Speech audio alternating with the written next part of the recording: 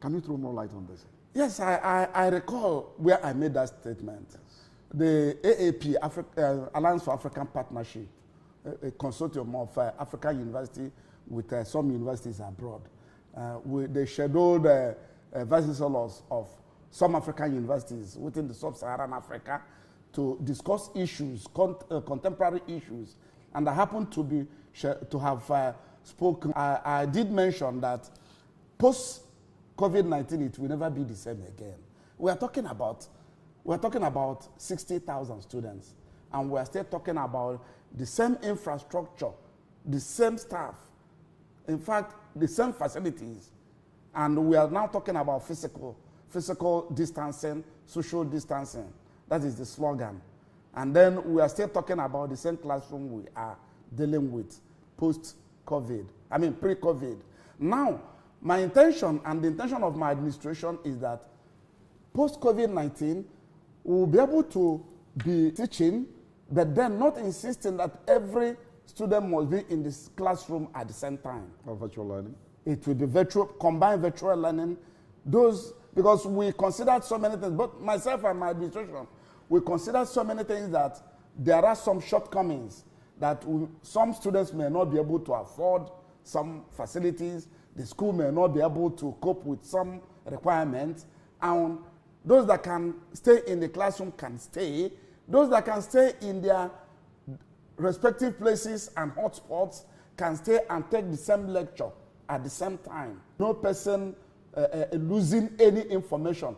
However, we have to do it in such a way that the university requirement says that the student must attend lectures for not less than 75% of the total time that lecture was delivered.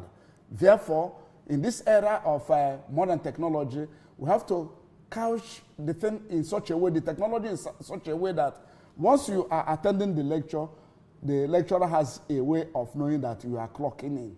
So it serves different purpose.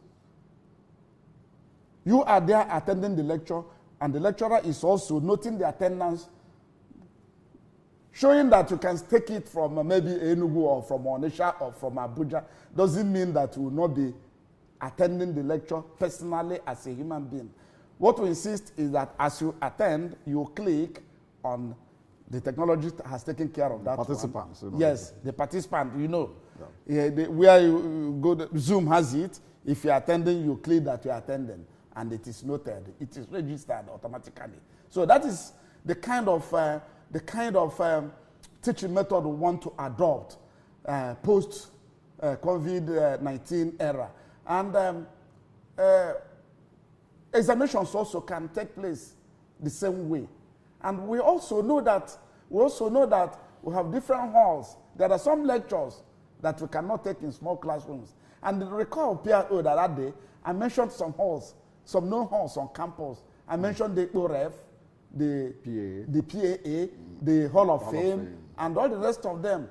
These are the places where we can stay and take the general lectures, observing the social and the physical distancing. So that is the way we want to approach it. And this particular method is called blended teaching. Blended teaching.